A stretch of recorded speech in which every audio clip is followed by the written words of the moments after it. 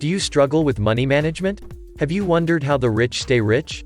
Or how they get richer? Today, I am going to tell you how to properly manage your money like the rich. Let me tell you about the very rich. They are different from you and me. These are words from The Rich Boy by F. Scott Fitzgerald. It's true, wealthy people manage their money differently from the rest of us. Take for example billionaire investor Warren Buffett, who currently boasts a net worth of more than $86.5 billion, yet still lives in the same house in Omaha, Nebraska, that he bought for $31,500 in 1958. Buffett is also famous for almost never spending more than $3.17 for breakfast and still uses coupons. Still, without owning their riches, you can follow their best financial practices. So in today's video I will show you the top 10 ways to manage your money like the rich. But before that, make sure to subscribe to us for more videos and tap the bell icon to get notified with every new video from us. So let's dive into the video. Number 10. Invest automatically. Millionaires invest. Well-known billionaire and philanthropist Warren Buffett has popularized the buy and hold strategy that so many emulate.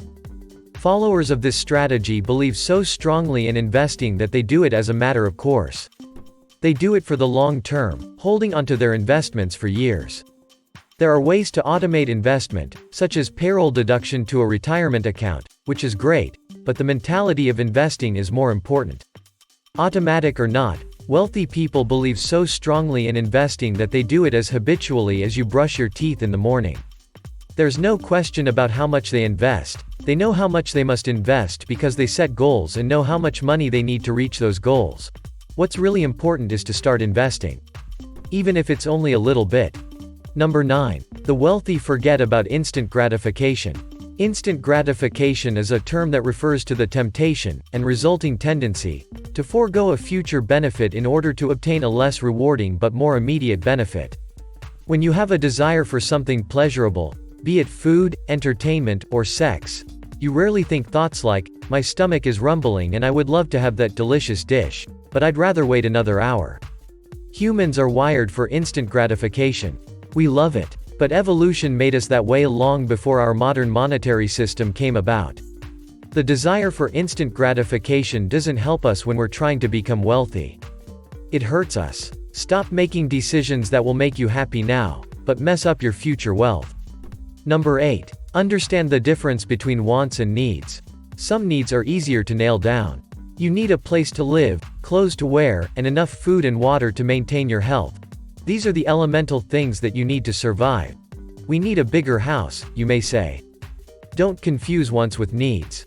A want, in economics, is one step up in the order of needs and is simply something that people desire to have, that they may, or may not, be able to obtain.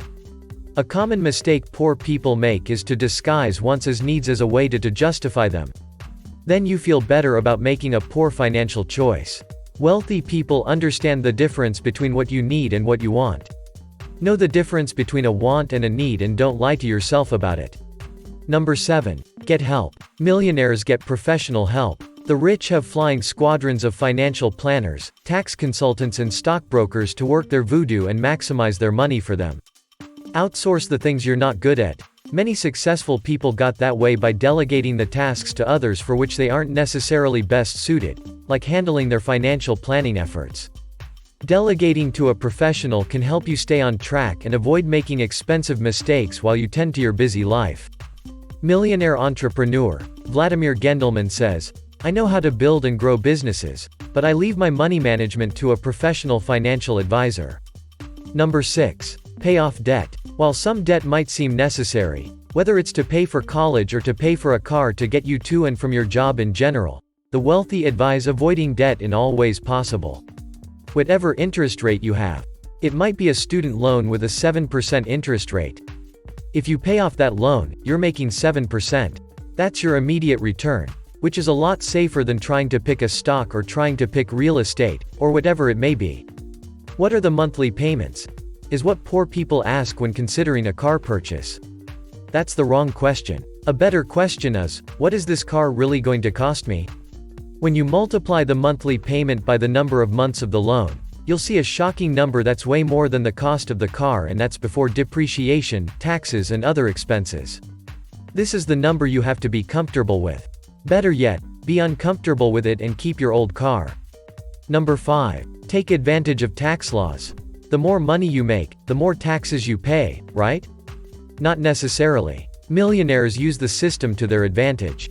While the US tax code is structured so that high earners pay a higher tax rate, the ultra-wealthy often take advantage of laws that enable them to lower their effective tax rate.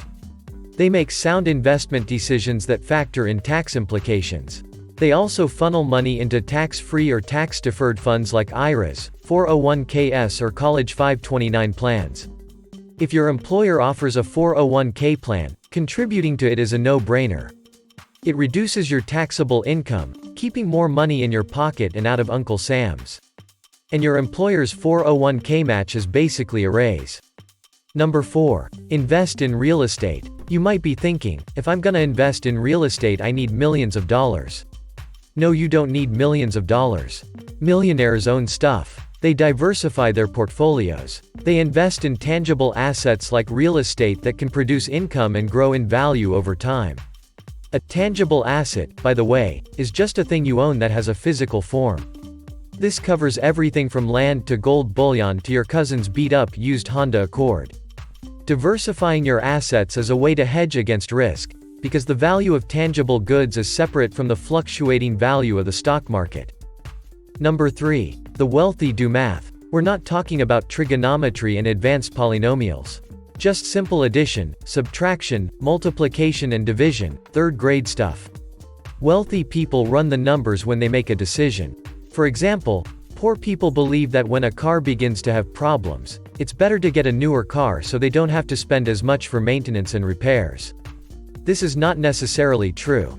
You can spend thousands of dollars a year repairing a car and be financially way ahead when compared to buying a car. Think about all the expenses of a car purchase.